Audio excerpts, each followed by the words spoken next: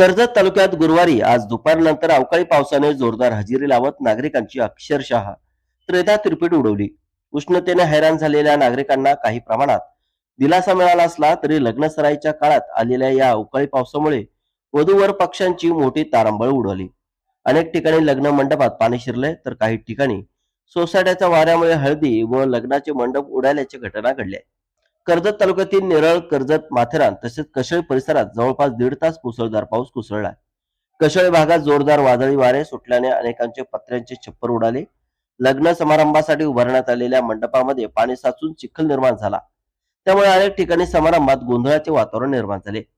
Neral post office परिसरातील सनी palace जवळ उभारण्यात आलेली ममदापूर ग्रामपंचायत अशी नोंद असलेली जुनी लोखंडी कमान वादळी वाऱ्यामुळे अचानक कोसळली.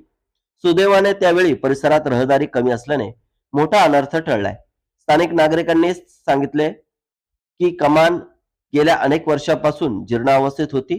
याबाबत वारंवार तक्रारी करूनही संबंधित प्रशासनाने दुर्लक्ष केल्याचा आरोप नागरिकांनी यावेळी केला.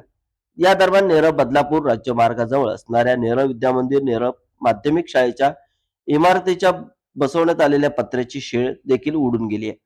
सुदैवाने शाळेतील विद्यार्थ्यांना सुट्टी असल्याने अनर्थ टळलाय. मात्र येथे राज्यमार्ग जवळ असल्याने धोका अधिक तयार झालाय. त्यामुळे उर्वरित शेड काढून टाकणे सोयीचे ठरत आहे.